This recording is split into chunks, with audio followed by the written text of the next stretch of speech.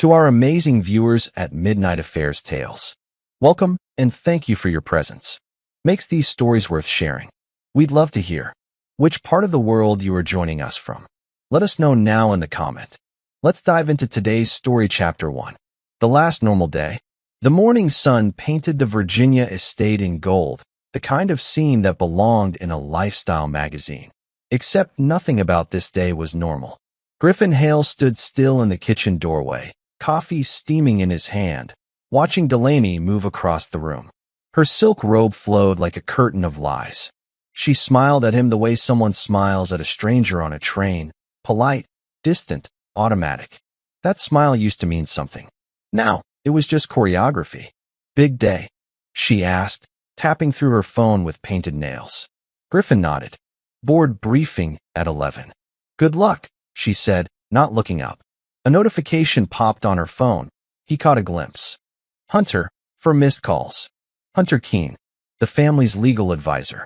Griffin's stomach clenched, but his face did not change. He had suspected something for weeks. Late-night whispers, random meetings in town, sudden concerns about money.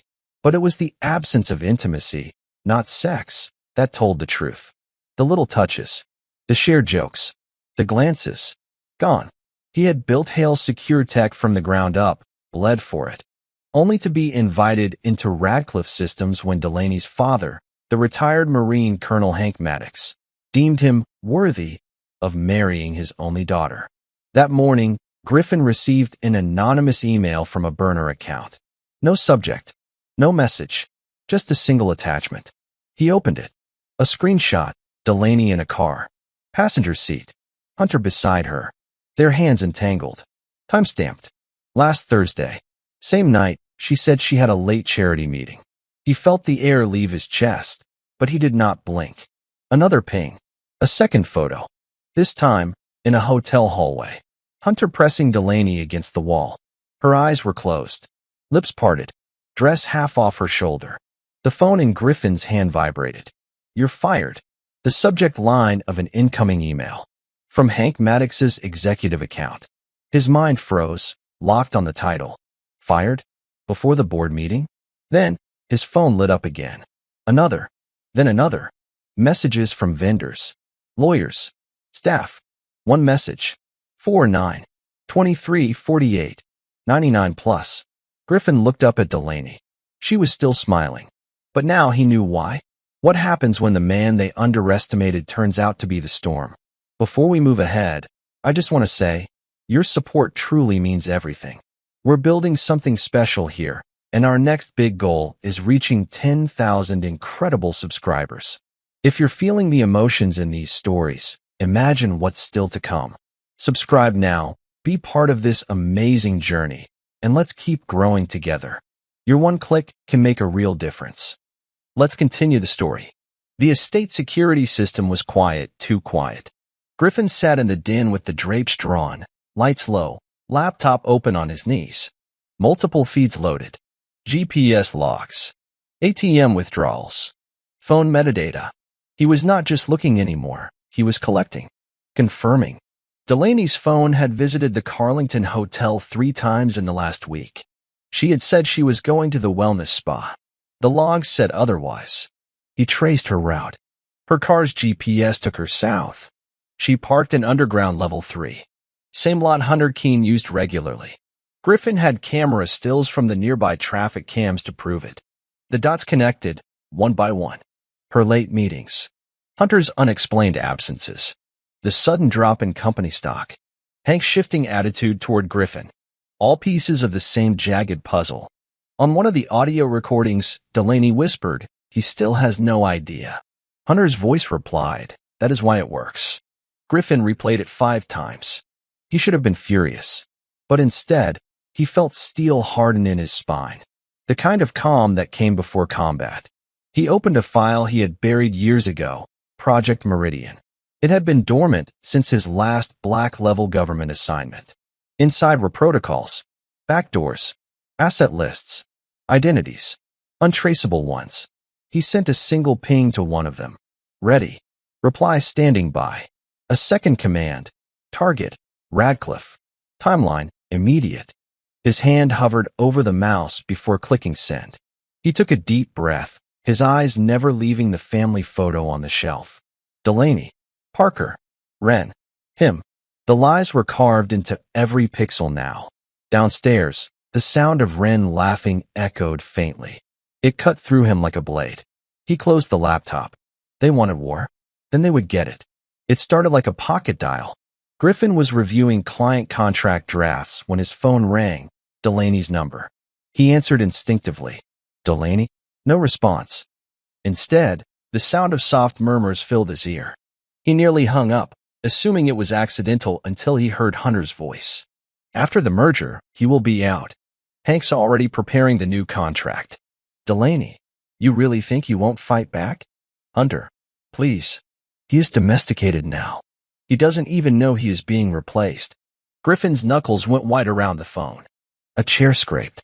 Then Delaney again, closer this time. I almost feel bad. He used to be so sharp. He is still sharp, Hunter replied. Just not watching the right people. Click. End of call. Griffin stared at the phone screen. The silence in the room throbbed. He walked to the kitchen. His steps were slow, heavy. Each footfall echoed in his chest. Delaney came in moments later, hair damp from a shower, smelling of mint and betrayal. You okay? She asked, tying her robe. Just got off a call, he replied. Work stuff. She leaned up and kissed his cheek. Let me know if you need anything. He watched her walk away. She did not know he had heard everything. And he would not tell her, not yet. He looked down at the phone still in his hand. In his world, surveillance had a code. Do not act until all angles are confirmed. He had just confirmed everything. Now, he would begin the takedown. And this time, it would not be quiet. The Radcliffe Systems building looked like a fortress. Griffin had walked through those revolving glass doors for 6 years. Always unnoticed, always underestimated. That ended today. The conference room buzzed with tension. Hank Maddox sat at the head of the table, arms crossed, sleeves rolled halfway up his thick forearms. The ex-Marine's gaze cut through the room like a searchlight. Everything about him screamed control, dominance, power. Next to him, Hunter Keene reviewed a portfolio, cool and smug. Delaney sat at the far end of the glass wall, pretending to be absorbed in her phone. Griffin stepped in. Everyone paused.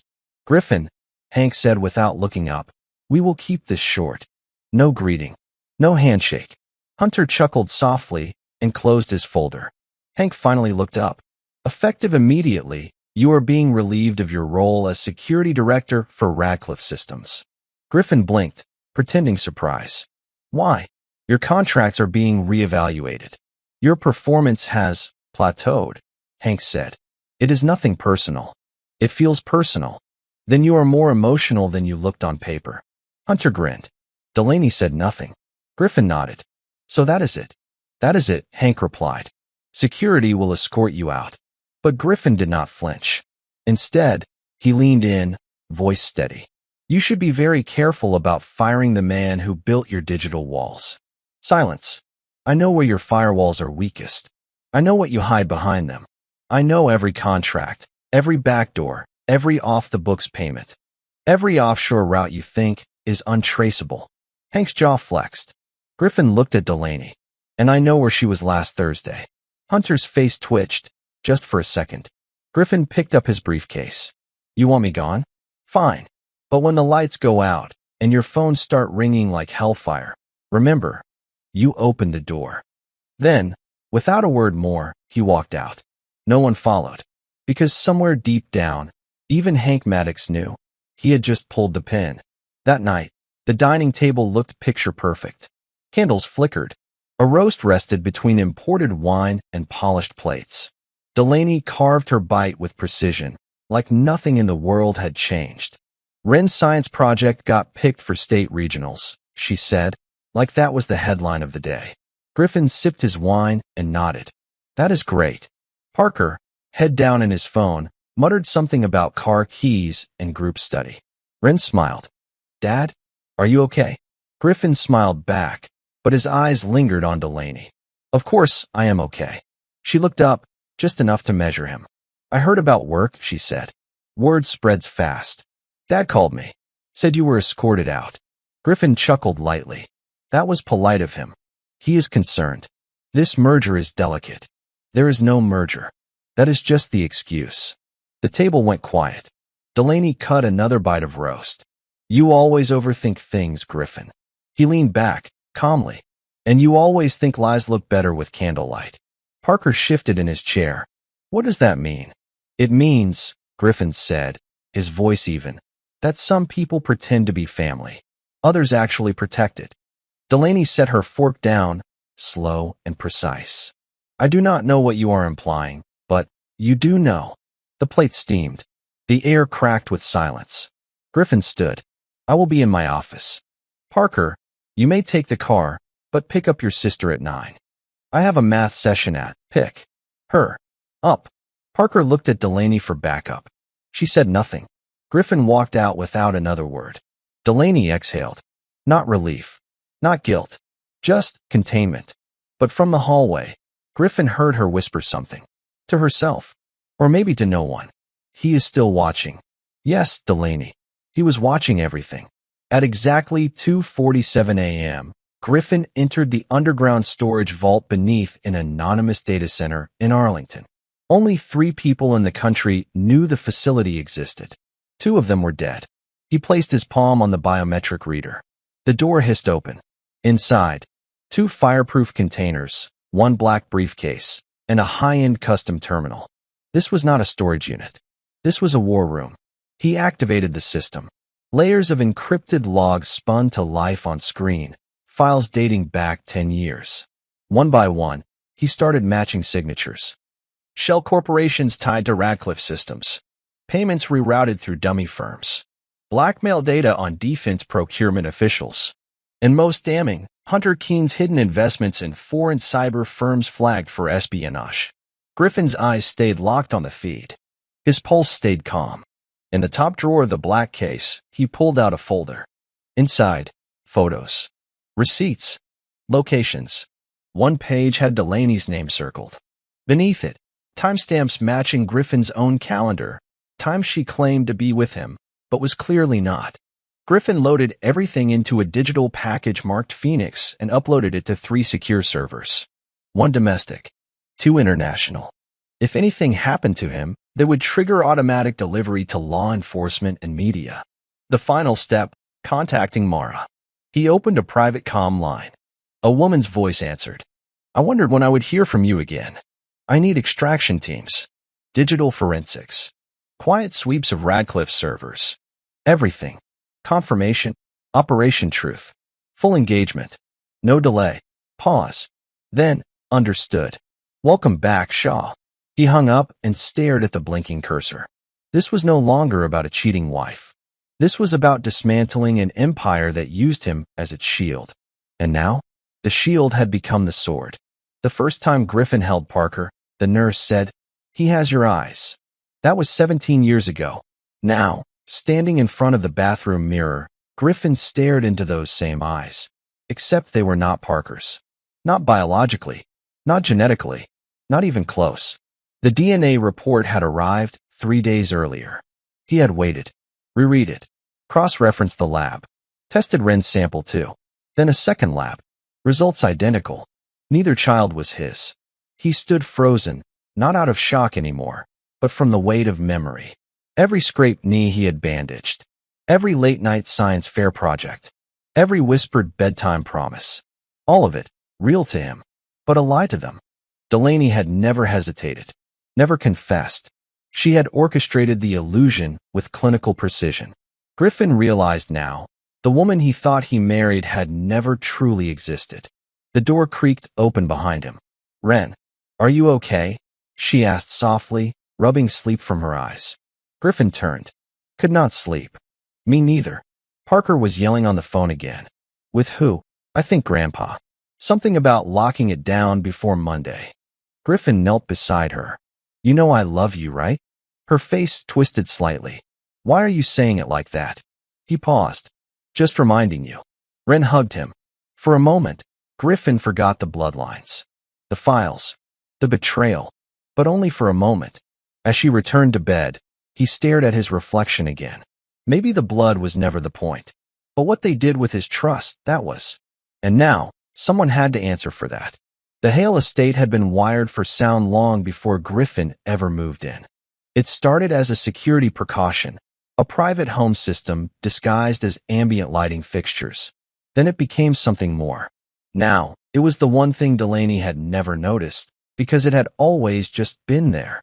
Griffin sat in his office, reviewing archived audio. The files were named by timestamps, each one marked by room and duration. Then he hit one from the master bedroom. The voices were clear. Delaney, he suspects nothing.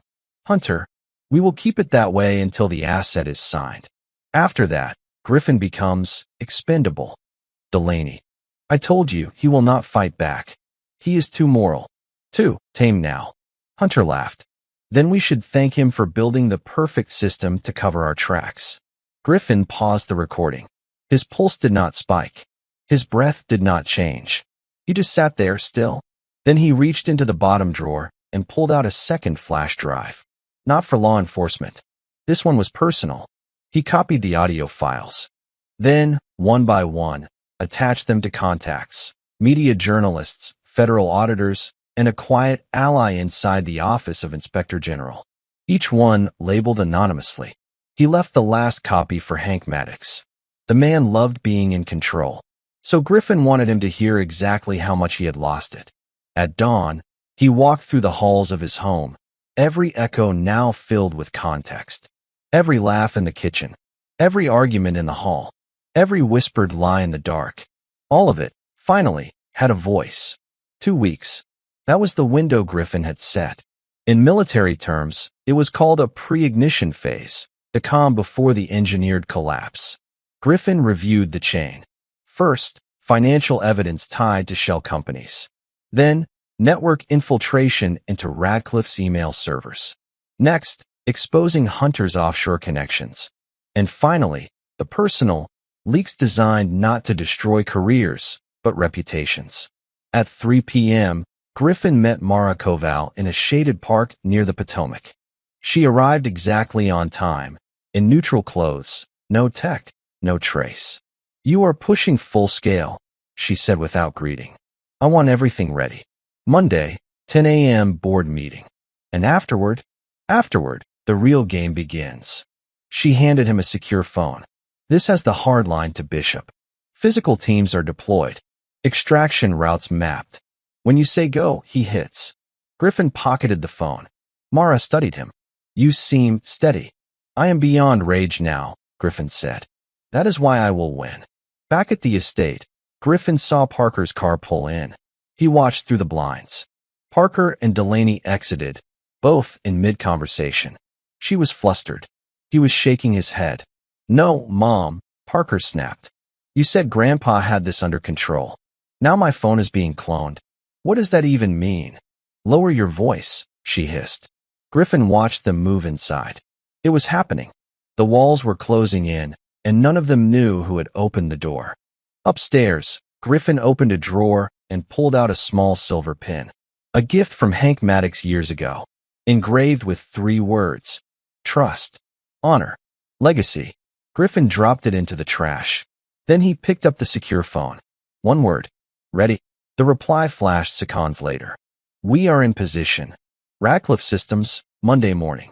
9:56 a.m. Griffin Hale stood outside the executive boardroom, his briefcase in one hand, his thoughts organized with military precision.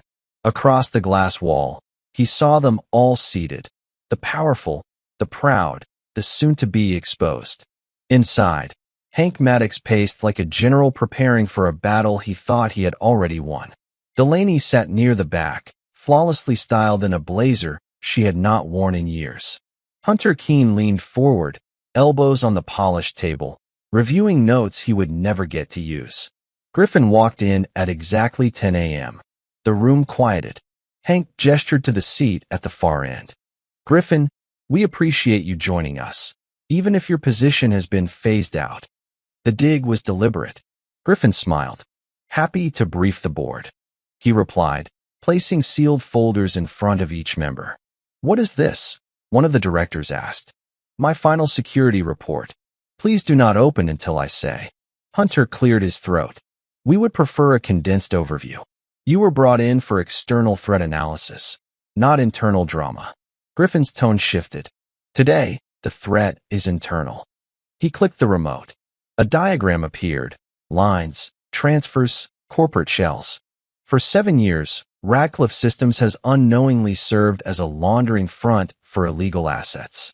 Funds were funneled through subsidiaries using my firm's infrastructure, without my knowledge. The room erupted in confused murmurs. Delaney looked up. Hank slammed his fist. You are accusing this board of what exactly? Griffin tapped again. A list of entities appeared. Names redacted, but linked to known violations of international finance law. I am not accusing. I am proving. He pointed at each folder. Inside, paper trails, recorded conversations, financial breakdowns. All of it cross-verified. Silence. Hunter's face lost color. Griffin stepped back from the screen. This meeting is being monitored by federal agents.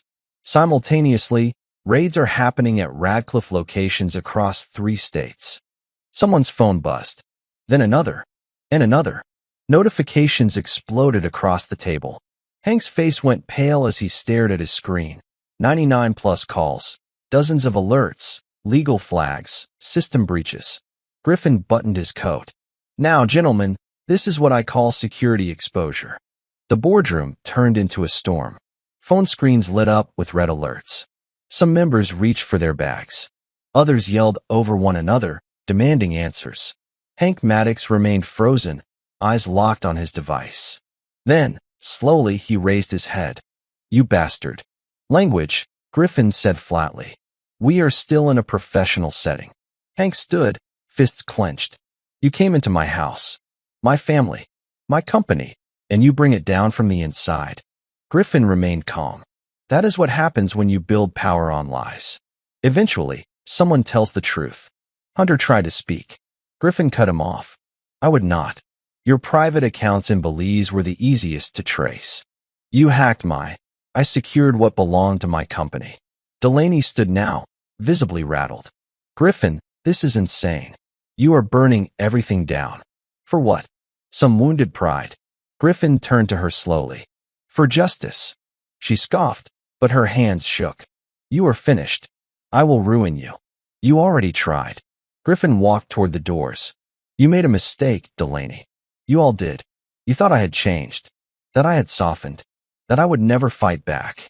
He paused at the exit. But I never forgot how to finish a mission. As he stepped into the hallway, a federal agent nodded and entered behind him.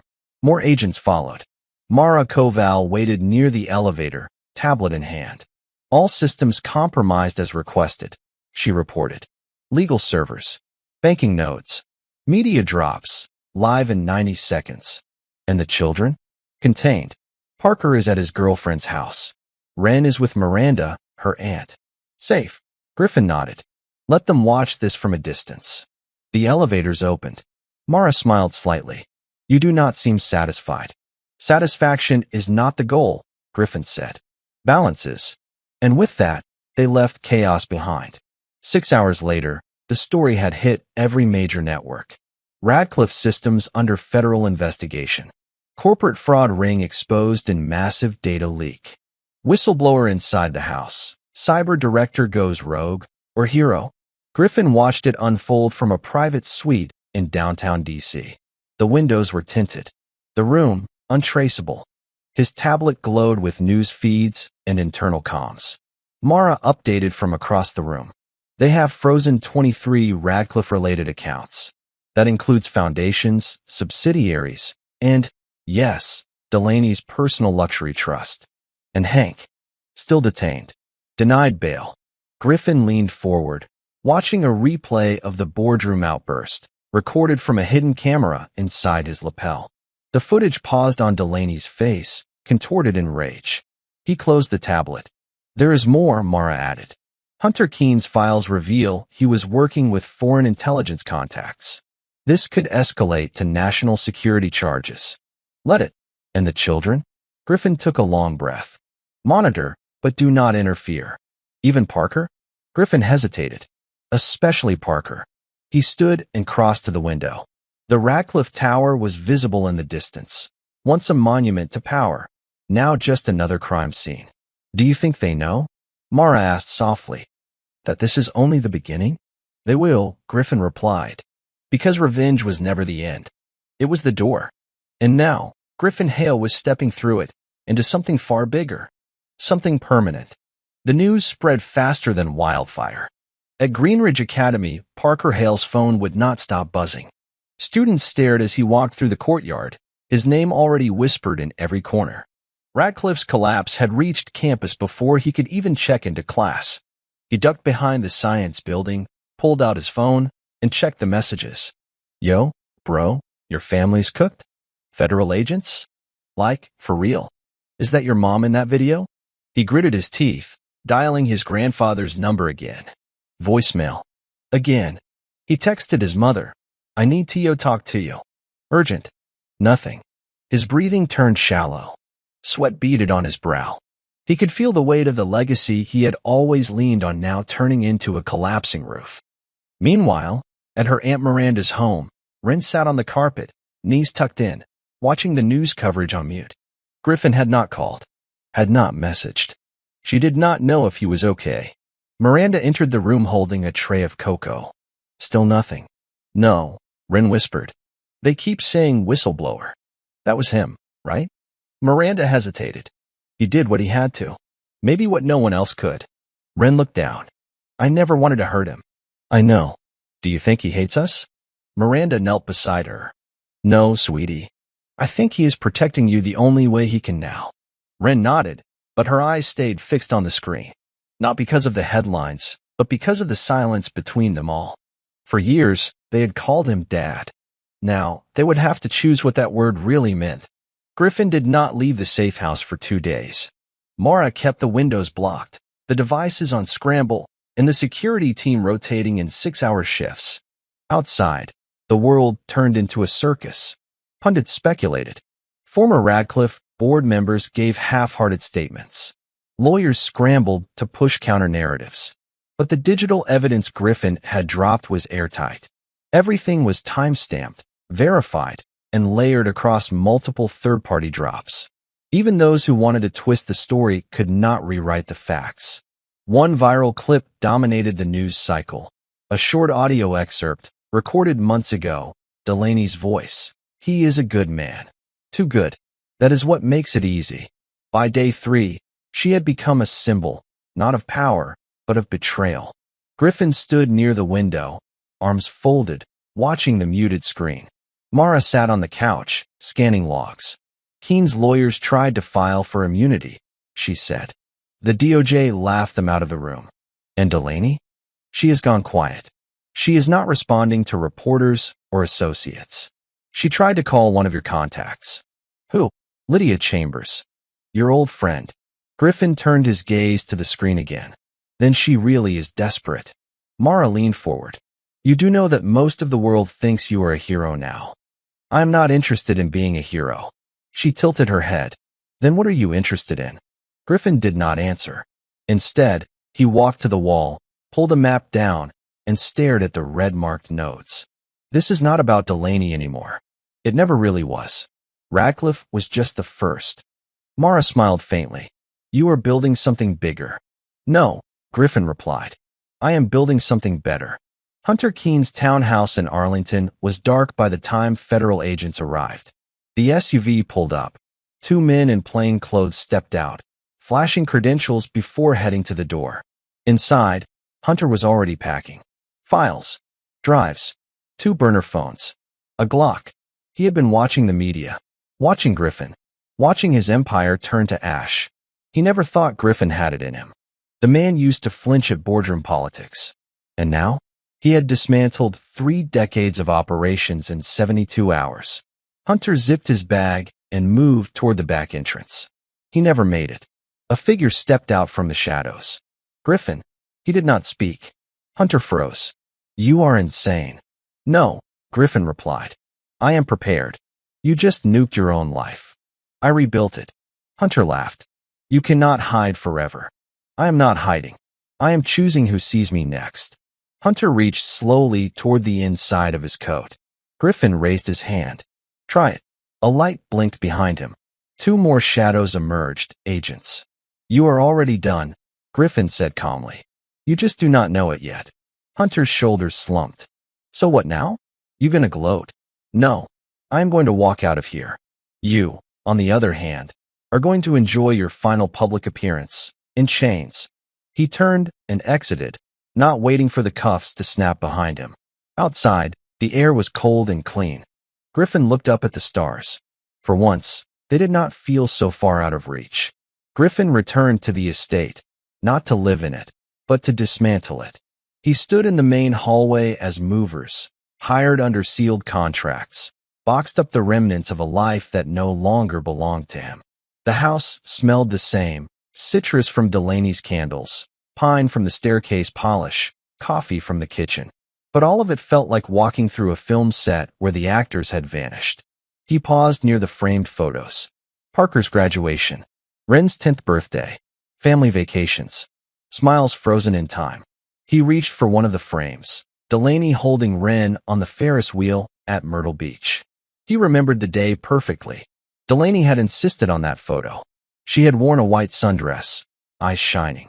She had told him, I want to remember this day forever. He wondered if she still remembered it now, or if it was just another scene in her performance. Sir, one of the contractors called out. Griffin turned. Box everything with the Radcliffe crest separately. Deliver it to the U.S. Attorney's office. Yes, sir. He moved to the study, his former sanctuary, the place he had designed for strategy, solitude, and safety. Now, it was just another room filled with echoes. He opened the hidden drawer under the desk and pulled out a small leather-bound journal, the one Delaney used to keep in the first year of their marriage. He flipped through pages of handwritten promises, notes about the future, even baby name ideas. Each one stung like paper cuts to the soul. He closed the journal. The house was beautiful, but it had been built on lies, and it was time to burn the blueprint. Griffin watched from afar as Radcliffe Systems began to eat itself alive. It started with a press statement, one that reeked of panic. A third-party cyber breach, they claimed. Temporary. Under control. But the damage was already viral. Former executives turned on one another within hours. Board members leaked messages. Legal memos contradicted the press briefings. Half-truths collided on national television. Every time someone tried to rewrite the story, the hard evidence Griffin had released corrected the record with brutal clarity. Inside a D.C. federal office, Hank Maddox sat in an interrogation room. Across from him, two agents flipped through the file labeled Operation Trident. Hank said nothing. His lawyer tried to interrupt. The agents pressed play on an audio clip. Hunter's voice. We will use Griffin. He is already inside the system. Let him carry the risk. Hank, he will never know. The fool thinks I gave him a seat at the table. Silence. Then came the next recording, Griffin's voice warning the board. The moment, everything flipped. Hank's fingers twitched. The lead agent leaned in. You will not be the general of this war anymore, Colonel. You are going to be the first casualty. Meanwhile, Hunter Keene was on the move between holding rooms, one for his financial crimes, another for pending national security charges. His lawyers scrambled, but no one wanted to touch him now. Even Delaney tried calling in favors. But doors that used to open at her voice now locked behind her. One by one, they began to realize Griffin Hale was not just exposing them. He was replacing them as the architect of a new kind of power. And no one knew who his allies were anymore. The cabin sat deep in Vermont woods, unreachable by anything but a private four-wheel and a memory of the old dirt path. Griffin stood near the porch, a heavy box in his hands. Inside were USB drives, hard documents, recordings, everything he had not yet released. He set it on the stone slab near the fireplace and took a match from his coat. One strike. Flame caught. He watched as the box lit from the inside, the papers curling black, the plastic drives melting, the past erasing itself in waves of smoke. Mara arrived minutes later. You could have archived that, she said, nodding toward the fire. I could have, Griffin replied. She stepped beside him. But some things deserve to vanish. Exactly. They stood in silence for a long time, watching the fire eat the evidence. The final copies. The last personal pieces that tied him emotionally to what had been done to him. This was never just revenge, Mara said. No, it was a realignment. What now? He turned to face her. We go global. You sure? I am more than sure. There are more Radcliffes out there. More masks. More wolves dressed as family. Mara handed him a folder. Then you are going to want to see this. A private banking ring in Switzerland. Same structure. Same shell patterns. Different names. Griffin took the file, opened it, and smiled for the first time in days. This time we hit first. They left the fire behind, still burning. Not out of anger anymore, but as a reminder, what was built from ashes could become something far more dangerous than vengeance. It could become justice. Delaney Radcliffe had never felt powerless. Until now. Her penthouse apartment, once filled with polished furniture and fresh flowers, now smelled of stressed sweat, spilled wine, and the death of reputation. She had not slept in 2 days. The curtains stayed drawn. The phone stayed silent, except for the buzz of missed calls and closed bank account notifications. Then came the knock. 3 firm taps. Delaney opened the door slowly. No one was there. But on the floor sat a square black box, sealed, unmarked. She hesitated, looked both ways, then picked it up and placed it on the kitchen counter. Inside, a USB drive and a printed note. No more lies. Watch everything. She plugged it into her laptop, hands trembling. A video opened. Static at first, then grainy footage of her own bedroom. She gasped. Her voice. Hunter's voice. Conversations. Strategies. Kisses. Secrets. Then a second file. Hunter, alone in his office, laughing on the phone. Griffin? Please. The man is a glorified bodyguard in a suit. Her breath caught. Another file. This time, her and Hank, 2 years ago. Let him keep thinking he is building something, Hank said. The harder he works, the more useful he becomes. The screen went black. Then one final file autoplayed. Griffin's voice, recorded just days ago. Everything they built came from my silence. So now I speak. Delaney slammed the laptop shut. The walls were closing in. The truth was no longer creeping. It was kicking down the door. At 3:14 a.m., Parker Hale stood barefoot in his girlfriend Blake's driveway, staring at the hood of her SUV as if it could explain what had just happened. His phone, earlier filled with sports scores and memes, now pinged with footage.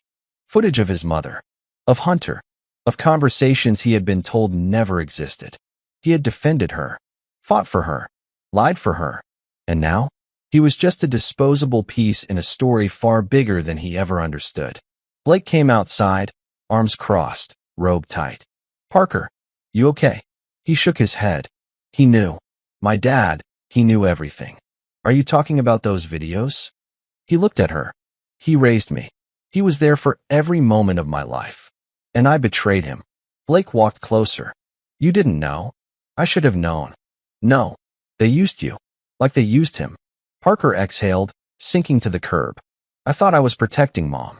I thought Grandpa was the good guy. They told me Dad was paranoid, dangerous. They said he was unstable. But you're starting to see the truth now. He nodded slowly. His phone buzzed again. Another clip, this time of his grandfather talking strategy with Federal Evasion Consultants. His thumb hovered over the delete button, then stopped. Instead, he hit forward to the same journalist his father's files had reached. Then he stared at the sky. Because for the first time in years, Parker Hale was no longer loyal to the Radcliffe name. He was loyal to the truth. Wren had not left her aunt's house since the scandal broke, except to walk quietly through the forest trails behind the property. It was the only place where the noise of the world could not reach her. She sat under a tall maple tree, legs crossed, holding a photo of her and Griffin, taken when she was 6. He had been swinging her around the yard, both of them laughing. The photo had always been her favorite, and now it hurt to look at. Miranda found her there, walking carefully along the path. Thought you might be here. Wren said nothing. Miranda sat down beside her, pulling her coat tighter. He has not contacted you, has he? No. He is trying to protect you. I know. They sat quietly. Ren finally spoke. Did he know we were not his? Miranda hesitated. Yes. And he stayed anyway? Yes. Ren blinked quickly. Why would someone do that? Miranda looked straight ahead. Because love is not always about blood. It is about choice. Ren swallowed the lump in her throat. I helped lie to him. I told Mom where he went. I said I did not know anything. You were a kid. They used you. But he still raised me. Miranda nodded. And I think, deep down, he still loves you. Ren looked up at the sky. Do you think I will ever see him again? Miranda took a long breath. I think, when the time is right, he will show up. But not for revenge. Not for drama. Then why? Miranda smiled faintly. Because fathers show up. Especially the real ones.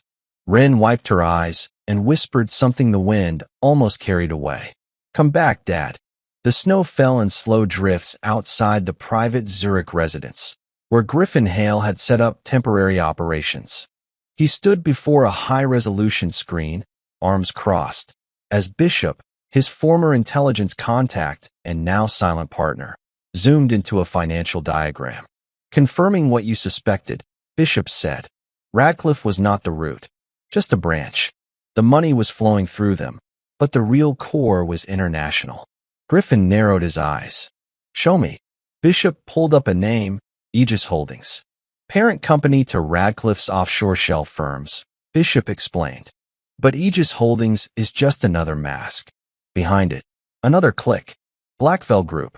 Griffin leaned forward. That's not possible. Blackville is a defense contractor. Government-backed.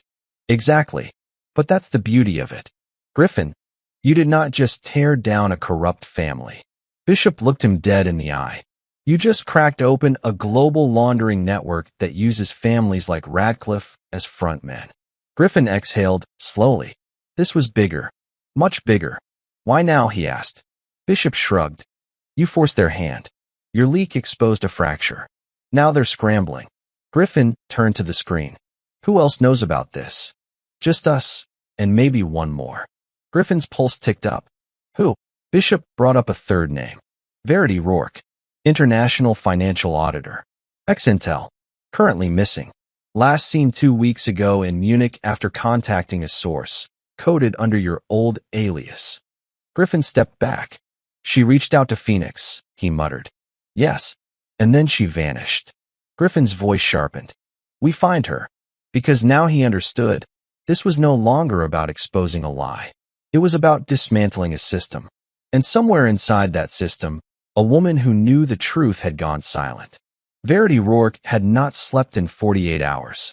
She moved like a ghost through the cramped safe house on the outskirts of Prague, bare walls, no windows, and a flickering bulb that hummed louder than her thoughts. Her laptop battery blinked red. The last file she had decrypted was still open, a contract signed under Blackville Group, tracing payments through shell layers that led directly back to U.S. defense expenditures. She had tried to reach her contact, the one they said no longer existed. Phoenix. The encryption failed twice. Then someone cut the line entirely. She had been running since. A knock rattled the door. She froze, reaching under the sink for the small pistol she kept taped to the underside. Another knock. Louder. Verity, a voice called. Male. Calm. Controlled. This is Hale. Griffin Hale. I know what you found. Her grip loosened. She inched toward the door, heart hammering. Prove it. A pause. Then, you decrypted line 9. You traced shell account B31 through 3 nations. And you flagged something others missed. One transaction with a fake hospital foundation in Montenegro. Silence. Then the door clicked open. Verity's eyes met Griffin's. They were older than the photos, but sharper, angrier, focused. You are real, she whispered. And you are still alive. That's what matters. She stepped aside to let him in. Her voice trembled.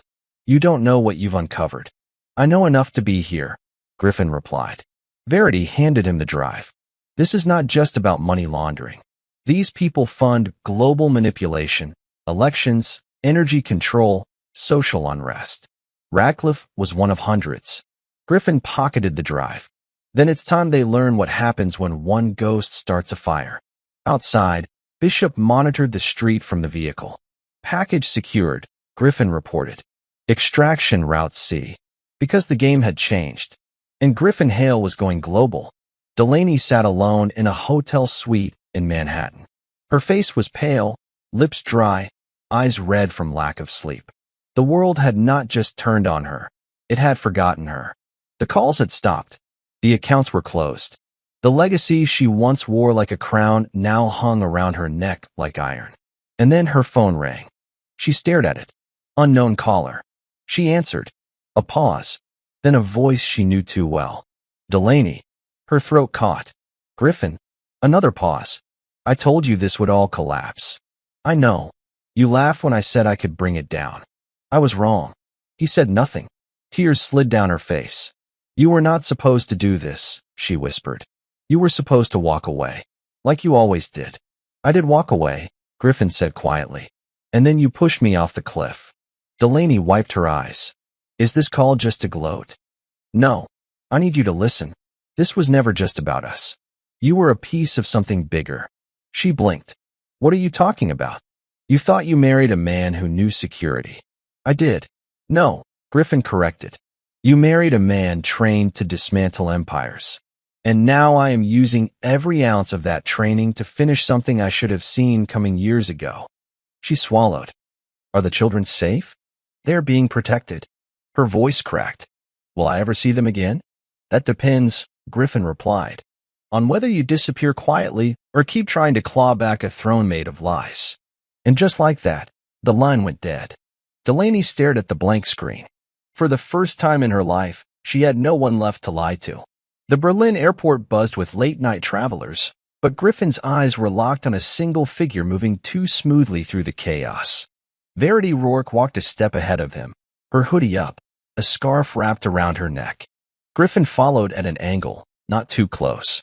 Their contact had already been noticed once. This time, it had to be invisible. Second terminal, gate transfer hall. She is being watched, Bishop said through the comms. Two tales. One fake tourist, one airport worker. Possible contractors. Confirmed, Griffin replied calmly. He veered off and ducked into a service corridor, accessing a utility panel. With 3 swift keystrokes, the arrival board in that section blinked, rerouting foot traffic. Confusion rippled through the crowd. Verity picked up on it instantly. She turned into the security lane, now nearly empty, and moved through a staff-only door. By the time her pursuers corrected course, Griffin had already intercepted her in the maintenance stairwell. They are behind us, she said. They will not make it past the next level. He handed her a phone. New encryption. Use only once. Destroy after. They pushed through a maintenance access door and emerged onto the tarmac behind an idling jet. A man stepped out of the shadows. Bishop. We are clean, he said. Move. Within minutes, they were airborne, Berlin behind them. Griffin sat across from Verity, his voice quiet. They were not trying to kill you. Yet. Then what? They were tracing you. To me. Verity leaned back in her seat. Then we are both dead if we slow down. Griffin looked out the window, the night sky endless around them. No, they're dead if we aim right. In a secure facility buried under layers of false registrations in Geneva, Griffin laid out the drive Verity had decrypted. The files were brutal in their scope. Blackveil Group was not just laundering money. They were influencing elections, controlling contracts, and weaponizing data across 7 nations. And at the center of it all was a name Griffin did not expect to see. Lydia Chambers, former Radcliffe Foundation director, once Delaney's closest friend, supposedly disconnected. Mara leaned over the screen. We thought she distanced herself when the scandal hit. She didn't, Griffin said. She relocated. And she changed her role. He tapped the screen again. Her signature is embedded in asset recovery documents tied to Blackveil's European division. She is the internal architect. Bishop cursed under his breath. That woman orchestrated Radcliffe's private charities. We never thought she was core-level dirty. She was playing innocent while holding the detonator, Griffin said. Verity added, she's their failsafe. When exposure gets too close, She triggers legal mazes that bury the truth for years. Griffin leaned forward, fire returning to his eyes. Then we flip her. Bishop raised an eyebrow. How? We do what they never expect, Griffin said. We go public, with her name, her past, and her current signature on classified Blackveil files. Mara hesitated. She'll run. Or vanish. Griffin smiled coldly. She will try. He stood and pulled up an archived video of Lydia on a Radcliffe panel, talking about transparency. She buried me once, he said. Let's return the favor. And just like that, the next operation began. Because to destroy the system, you had to dismantle the ones who designed it. Lydia Chambers always prided herself on being 2 steps ahead.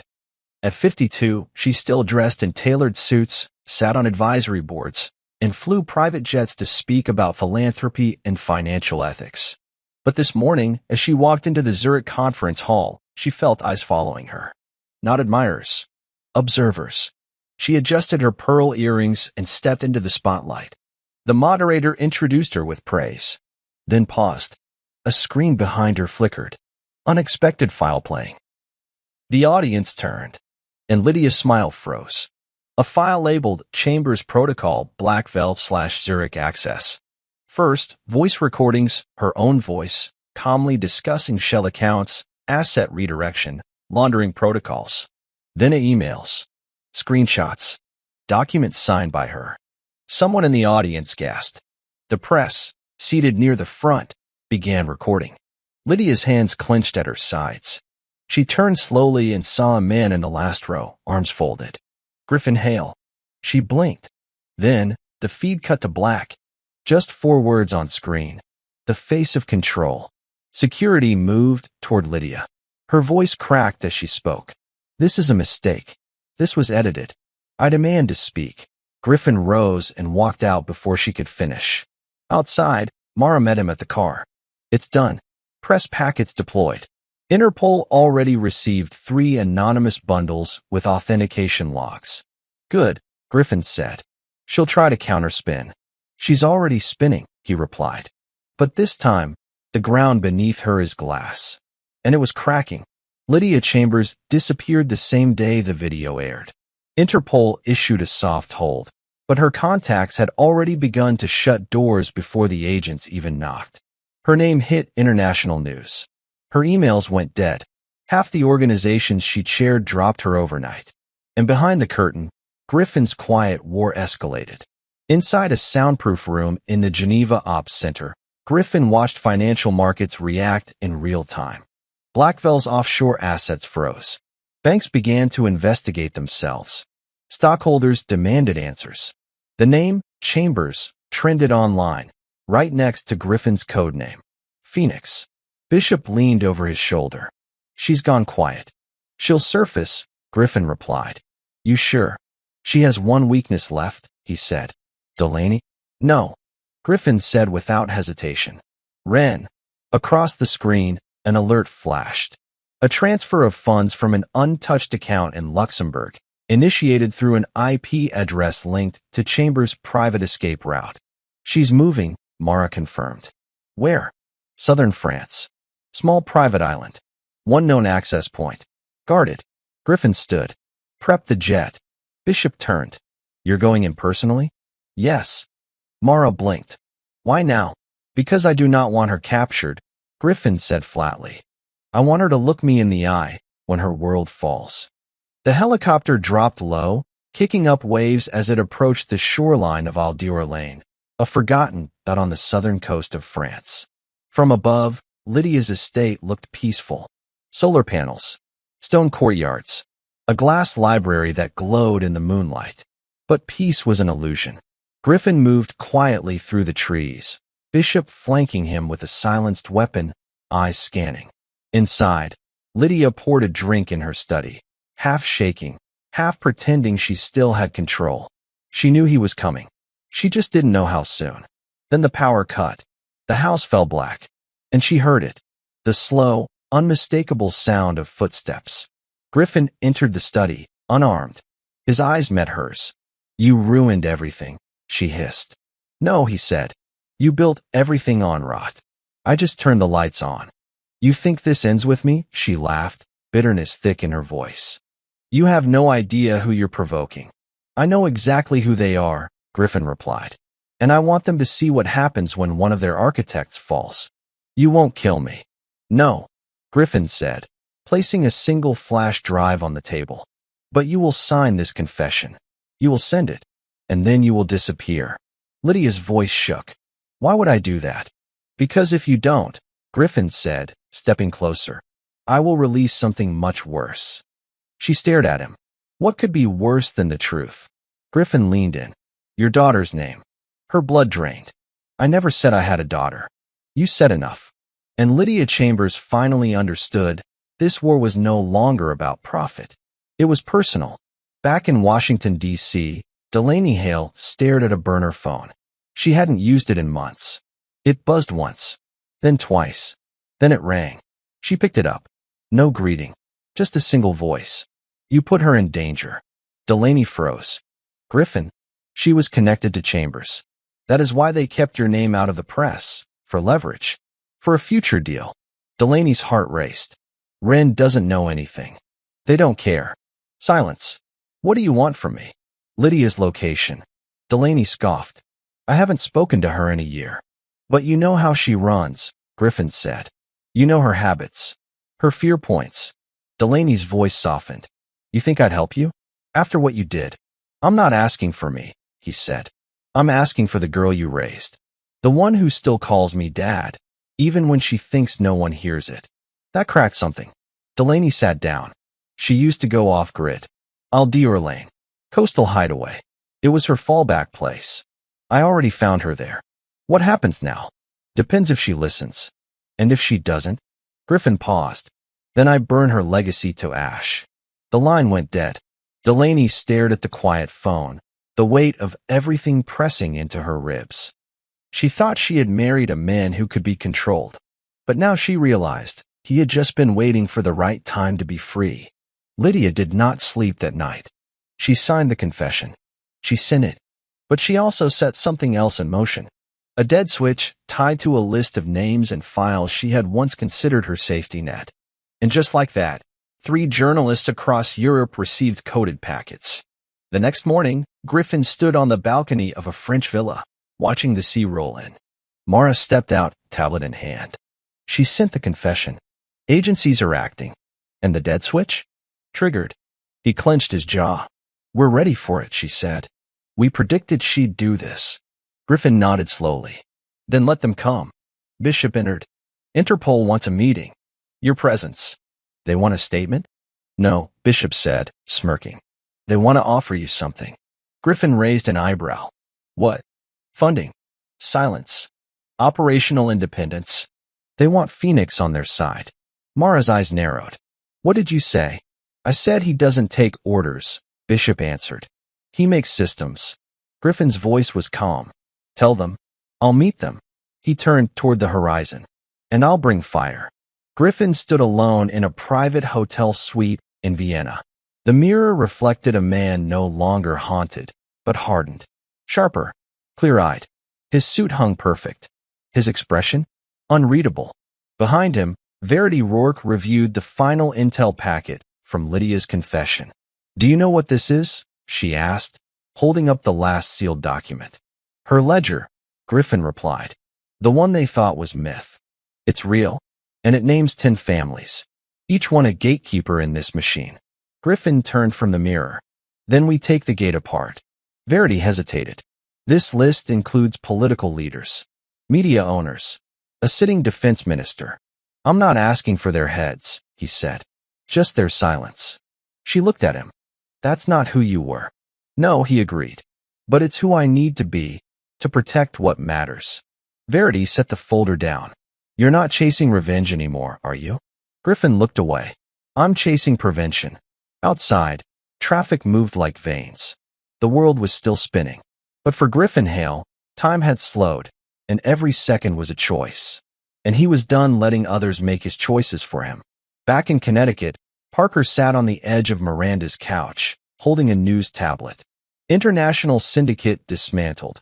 Whistleblower revealed as former Radcliffe director, Phoenix Protocol leads to mass financial seizure. Every headline screamed a truth Parker had once refused to see. Wren entered the room quietly. He did it. Parker nodded. Yeah, he really did. He burned it all. No, Parker said. He saved it. The parts worth saving. They sat in silence. A family broken, but not gone. Not yet. Then Parker said something he hadn't said in 2 years. I want to see him. Wren turned to him, eyes wide. Do you think he'd let us? Parker's throat tightened. I think he'd give us a chance. Outside, a car pulled up. Miranda walked in with an envelope. From Switzerland, she said. No name. Just a symbol. She handed it over. On the seal was a phoenix and a time. Zurich, 10 a.m. 3 days from now. Wren clutched the paper. Parker stood. They both knew. It was not just an invitation. It was forgiveness. Zurich. 3 days later.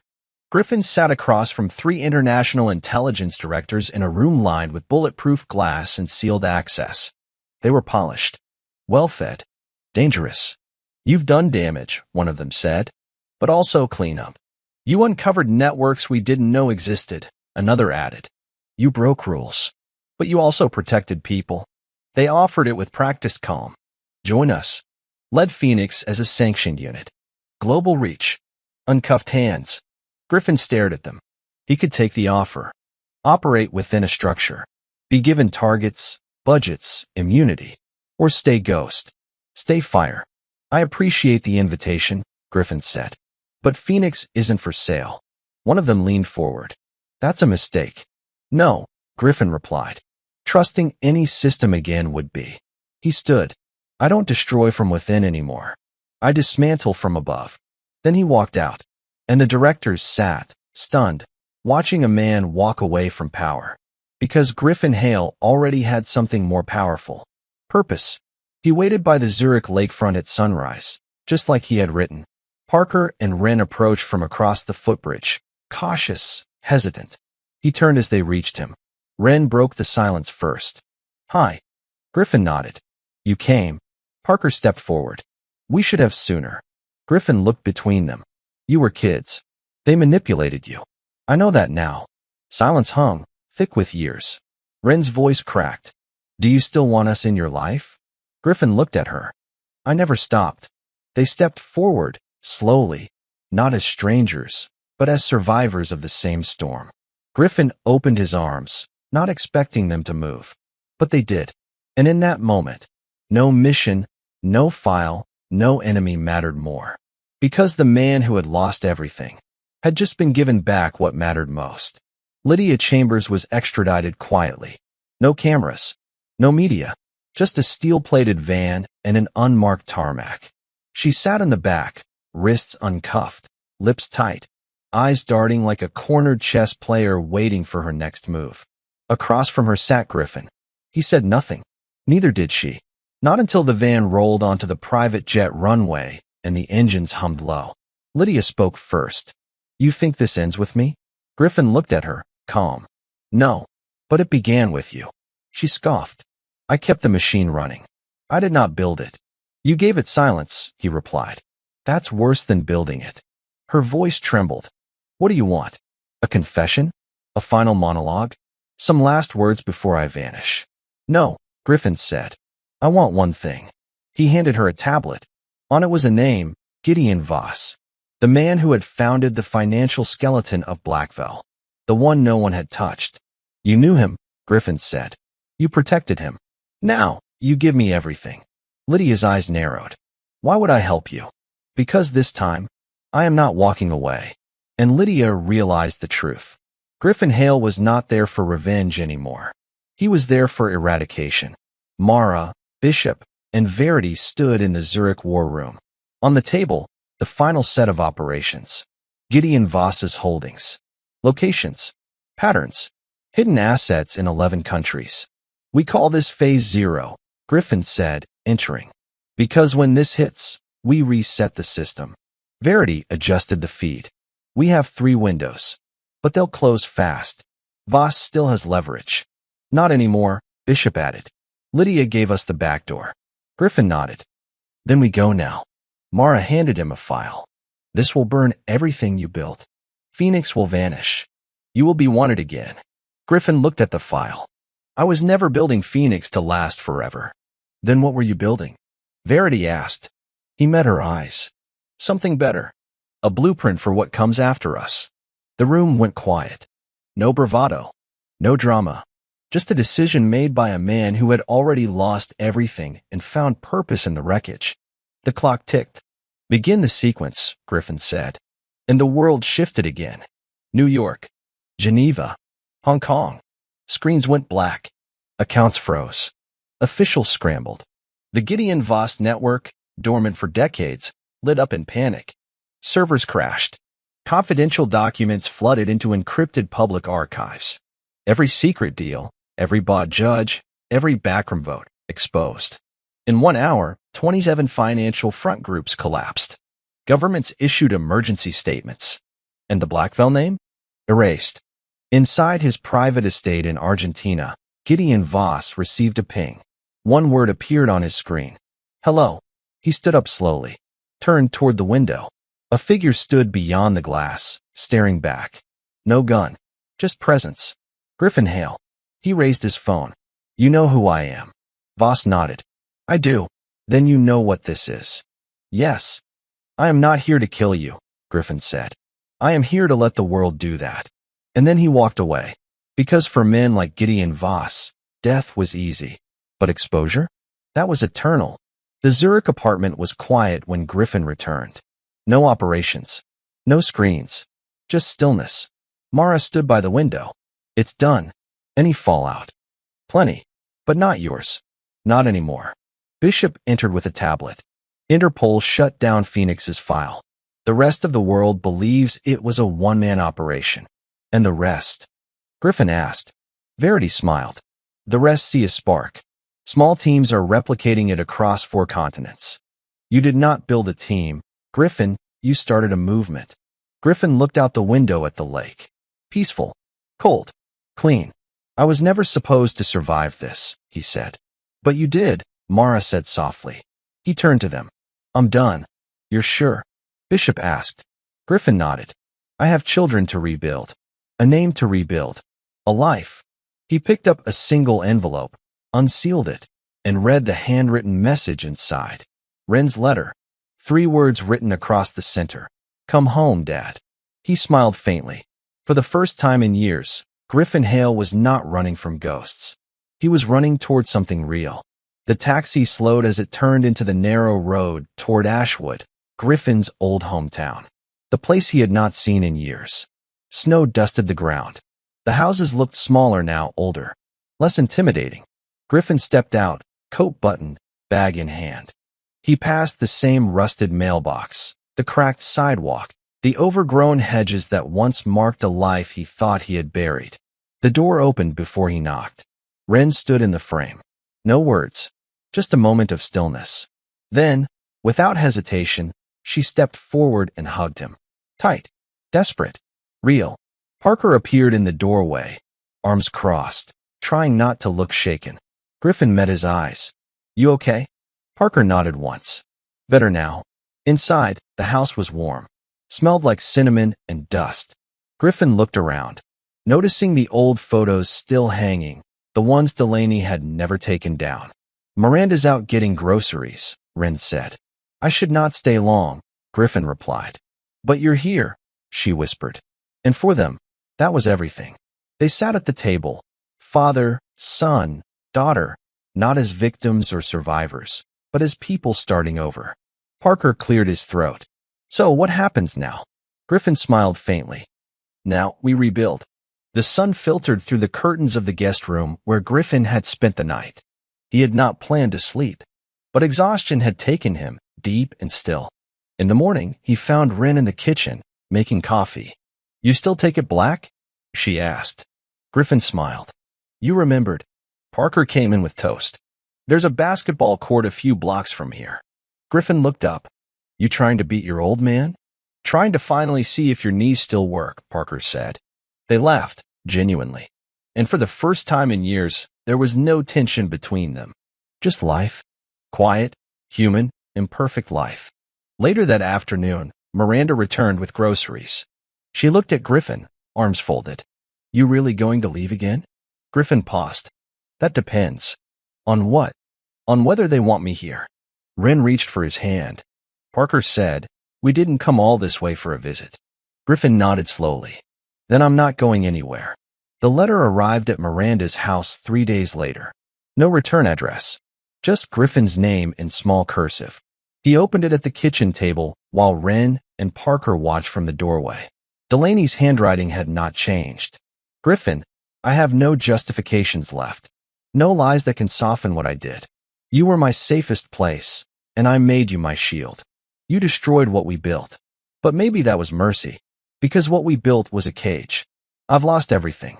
But for what it's worth, I don't hate you. I envy you. Wren and Parker still have a father. A real one. That's something I could never fake well enough. Don't look for me. There's nothing left to rescue. Goodbye.